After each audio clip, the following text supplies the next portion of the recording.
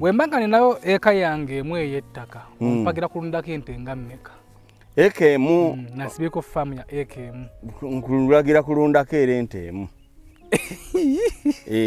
eka namba eka emu lwaki nkulagamba olundeko ente emu ate nga naye eri ku zero grazing ya mu kiyumba.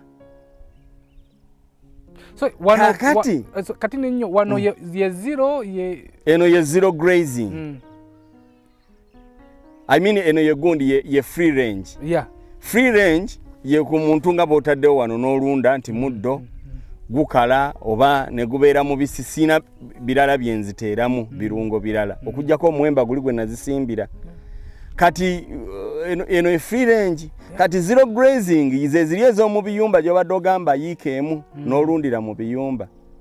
Ngo oteme bisagazi nogireetera n'ogitema ebisagazi n'osalaasala n'ogiwa amazzi n'okima n'oteekamu emirimu ne gibeera mingi. So kati wemanga nina eka ndagenda kulundirako ente emu nina ettaka eddala ndikolereko ki. Ate kati bw'obanga olina eka ng'oyagala kulundirako ente emu kitegeeza ogenda kugira ebika by'omuddo bingi. N'osimba ogenda kusimba ku bisagazi osimbe ku kawo neka wente zimulya omukubira mu gundi omukubira mu diary mixer omutabulamu ng'amaze okukula obanga akyali muto ng'amaze okukula akaze n'okukala n'omukuba osobola okuteekamu ne soya ate ye soya zimuliira ddala kati ebyo byonna biba birungo.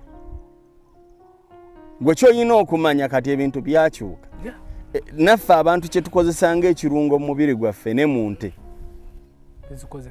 bizikozesa ne kakati gwe challenge gy'olina owa yiika emu ng'oyagala olunda ente bbiri oba emu nti oyo yiika esigadde ogenda kubanga ogirimirako emmere endala okulaba nti osobola okubeezaawo eno ente eri mu kiyumba akina malagala muwogo naye ate nze ku nvubuka ng'abadde atandika lwakuba nti abantu tebababuulira mazima saali sembye nnyo muntu atandika n'atandika n'ente ez'omu biyumba kiringa okuba nga wakatandika okukola ate ne bagamba olabirira abalema kubanga mayina tandika na nte eki kati kyoba olina okukola bw'oba ogenda kutandika mulimu amataka agapangisibwa.